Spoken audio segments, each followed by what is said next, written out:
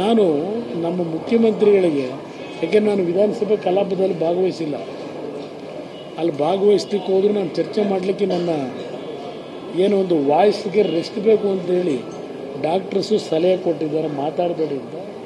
ಆದರೆ ನೀವು ಮಾತಾಡೋದಕ್ಕೆ ನಾನು ನಿಲ್ಲಿಸಬೇಕು ಅಂದರೆ ನೀವು ಬಿಡ್ತಾ ಇಲ್ಲ. ನಾನು ಮೊನ್ನೆ ಒಂದು ವಿಷಯ ಗಮನಿಸಿದ್ದು, ನಮ್ಮ ಮುಖ್ಯಮಂತ್ರಿಗಳು ವಿಧಾನ ಪರಿಷತ್ನಲ್ಲಿ ಅದೆಂಥದ್ದು ಅಮ್ಮ ತಾಯಿ 6,000 ಕೋಟಿ ಕೊಡೋ ತಾಯಿ ಅಂತ ಹೇಳಿ ವಿಧಾನ ಪರಿಷತ್ನಲ್ಲಿ ಬೇಡ್ತಾ ಇದ್ದಂಥ ಒಂದು ವಿಷಯವನ್ನು ಪ್ರಸ್ತಾಪ ಮಾಡಿದ್ದೆ. ನನಗೆ ನಿಜಕ್ಕೂ ನಮ್ಮ ರಾಜ್ಯದ ಗೌರವವನ್ನು ಎಲ್ಲಿಗೆ ತೆಗೆದುಕೊಂಡು ಹೋಗ್ತಾ ಇದ್ದಾರೆ. ನಾನು ಬಡವರು ಹಸುವಿನಿಂದ ಮನೆಗಳ ಮುಂದೆ ರಾತ್ರಿ 9 ಗಂಟೆಗೆ ಮನೇಲಿ ಊಟ ಆಗಿ ಉಳಿದಿರ್ತಕ್ಕಂಥದ್ದನ್ನು ಪಡೀಲಿಕ್ಕೆ ಏನು ಒಂದು ಆ ಹಸುವಿನ ನೀಗಿಸ್ಕೊಳ್ಳಿಕ್ಕೆ ಹೋಗ್ತಕ್ಕಂಥ ಕೆಲವರು ವರ್ಗದ ಜನ ನಾವೇನಿಟ್ಟಿದ್ದೇವೆ. ಸ್ವಾತಂತ್ರ್ಯ ಬಂದು 77 ವರ್ಷ ಆದರೂ ಅಮ್ಮ ತಾಯಿ ಏನಾದರೂ ಕೊಡಿ ತಾಯಿ.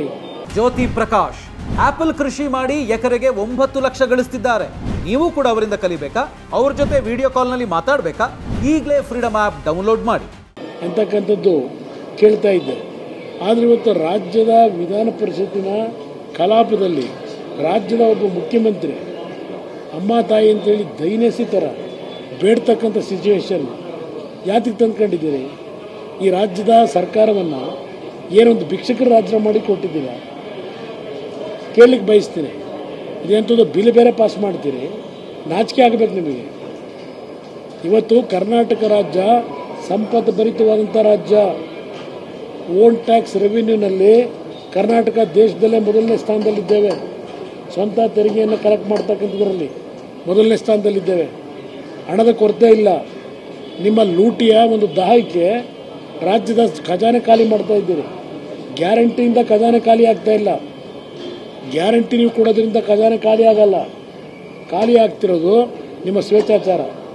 ಕೇಂದ್ರ ಸರ್ಕಾರದ ಮುಂದೆ ಪದೇ ಪದೇ ಕೆದಕೊಂಡು ಹೊರಟಿದ್ದೀರಿ. ವಿಧಾನಸಭೆ ಕಲಾಪದಲ್ಲಿ ಅಮ್ಮ ತಾಯಿ ಕೊಡು ತಾಯಿ 6,000 ಕೋಟಿ ಅಂತ ಬೇಡ್ತಕ್ಕಂಥ ಇಂಥ ದೈನಸಿ ಪರಿಸ್ಥಿತಿ ದೂಡ್ಕೊಂಡಿದ್ದೀರಿ. ರಾಜ್ಯದ ಜನತೆಗೆ ಅವಮಾನ ಮಾಡ್ತಾ ಇದ್ದೀರಿ. ಇದು ಮುಖ್ಯಮಂತ್ರಿಗೆ ಶೋಭೆ ತರ್ತಕ್ಕಂಥದ್ದಲ್ಲ.